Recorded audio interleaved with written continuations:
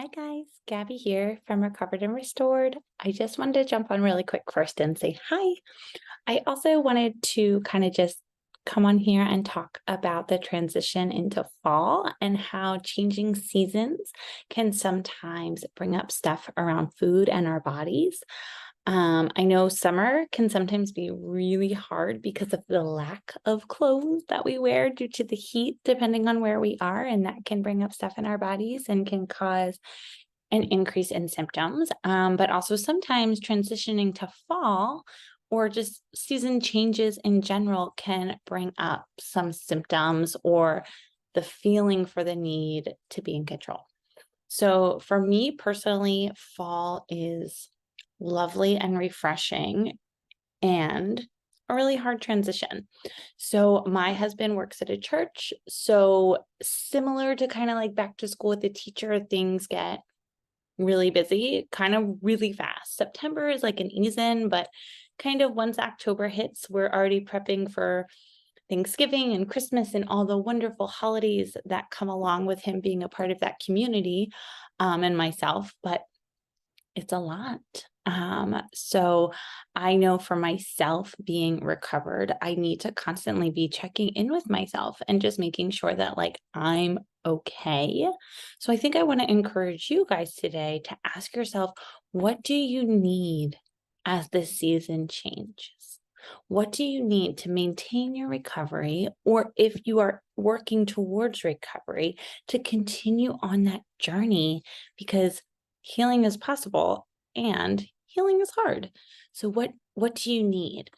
I know for me, I definitely need to communicate when I'm feeling overwhelmed or stressed or pissed or whatever emotion might come up. Um, and I also need to tap into my support system. So yes, I personally need to communicate with my partner, and I also need to tap in to my kind of my tribe who fill me up in whatever capacity they have to give back or for us to give back to each other. I also personally am an advocate for therapy.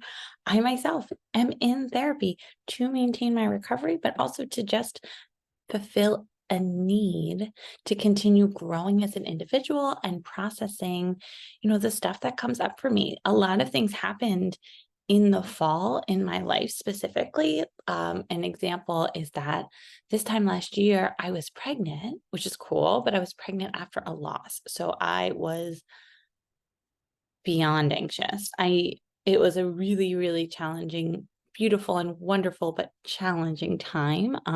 We moved last fall. We moved from an area that I knew my whole life. It wasn't a bad thing, but it was a change. And still now, almost a year later, I'm kind of struggling with that, which might sound silly, and that's fine. And this might be a very first world problem, and I'll totally admit that. That was hard for me. That on top of the loss and the anxiety around the pregnancy this time last year was incredibly hard. There are also things that have happened in my life in the past, in other falls that were also somewhat traumatic.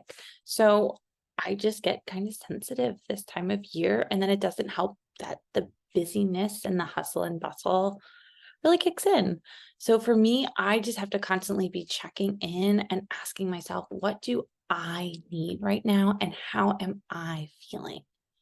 So that probably sounds simple, but I know as someone who struggles at times to do it, it's not. But let me encourage you that if you're feeling like you need to control something, you don't need to control your eating habits. You don't need to control your exercise. You don't need to change your body with food or exercise. What you need to do is pause and ask yourself, what do I need in this moment?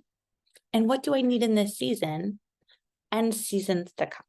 And that might be support, right? And support looks different. Of course, we are here to support Recovered and Restored. We want to support you. If we can help you, reach out to us, please, or we'll get you connected with someone who can. But support does not always mean therapy. So it can also mean reaching out to your girlfriends or your guy friends or whoever, your people, right? That's a great way to support. No, it's not therapy, but hanging out with people who fill you up is incredibly therapeutic and incredibly healing. So Find your tribe, hold them tight, lean on them. You are not a burden. Something that definitely comes up a lot in sessions with my clients, and I know I personally felt this way for a long time, is that this is very silly and also a little personal. I didn't feel deserving of friends or deep, meaningful, authentic friendships because I was too much, because I had too much going on. There was just so much trauma that I just felt unworthy, but that was untrue. And that was a narrative I was telling myself, which more on that in another video. But you are worthy and you are not a burden, and we all have our stuff. Life and being a human being is really hard sometimes. It's also full of joy at other times, but it can be really hard. So find your tribe, hold them tight, lean on them. It is okay to lean on the people who love you. It's part of developing authentic relationships and relationships that are going to kind of withstand the test of life and time. So if you can, and I know that may also feel really hard, do it. Lean into that hard, because it will fill you up, and it can fill you up, and it can be so healing and helpful in trying to maintain or sustain wherever you're at in recovery or recovering. So in addition to checking in with yourself, leaning on your support, you also can check in with yourself and try to focus on the things that you do have control on. Now, eating disorders are not just about control, despite kind of the colloquial things that we say, like, oh, it's all about control. There is a piece of it that can be about feeling the need to be in control, but there is often so much more to it. And we know that there is not just one cause of an eating disorder. So, yes, that's a piece of it. But again, we don't need to control food in our body. So what I would encourage you to do is make a list of all the things that you are in control of. And control, air quote, is relatively simple. It's choices. What do you have the freedom to choose? So that might be, I put on this silly headband today. I know that sounds ridiculous, but that is control. It's a choice, right? So when you have the luxury, and I acknowledge that certain things are luxuries to be able to make choices on, that is a way to help ground yourself and help you see. So when we make this long list of things that we control, which is the choices we have the privilege to make every day, those are the things we get to control. And some of those things are going to be really small, like a silly headband. And some of those things are going to be bigger, right? Like, do I show up for myself today? And how do I show up for myself? And that's going to look different for everybody. Or do I go to therapy or not today? It's in your control, right? If you have that privilege. I totally acknowledge that therapy is a privilege. Or, do I, fight with my partner right now because I'm feeling stressed and angry, or communicate to my partner that I'm feeling stressed and angry, right? And all of those things, I know choices are not so black and white, but some of the little ones can make you feel empowered. If it's, do I wear socks with my shoes? Do I brush my hair or my teeth? All of those things, those are choices, those are control. So I want to encourage you to make a list, and it might be long, it might be short. That's okay. The length of the list doesn't matter, but taking the time to look at the things we can control can also help us feel empowered. And then lastly, extend yourself some self-compassion. We have a blog on this, and I will do my best to link it. If I don't know how, head to our blog page on recoveredandrestoredtherapy.com, and then go to our blogs, and there is a great blog by our clinician Hannah on self-compassion. But have compassion with yourself. One thing I know I really struggled with for a long time was not beating myself up. So for example, if I was feeling overwhelmed and then I engage in a symptom and then I beat myself up, I'm more likely to engage in another symptom because I feel really shitty. But if I pause and I ask myself, okay, I acknowledge I just, for example, engaged in a symptom. That sucks. That doesn't align with my values. That doesn't align where I want to be in recovery. But it's okay because I'm a human being and I'm worthy of self-compassion. So beating myself up about it won't necessarily stop me from doing it. If anything else, it will make me do it again or something like it again, because I'll continue that destructive cycle of self-criticism. But if I'm able to pause and acknowledge what happened, work on it for me, talk to my therapist about it, maybe talk to a friend about it, whatever kind of support I need, um, I'm less likely to re-engage in the symptom and more likely to get back on track with recovery. So self-compassion helps us see the humanity in us. It is a truly beautiful thing that a lot of us struggle with because in our culture, we're always trained to be the best, do our best, all of those things. But that's just not reality. Perfection is an illusion. I remind myself of this all the time. Perfection is an illusion. Anyone who you think has it all together, they might have some things together. I'll give it to them. They don't.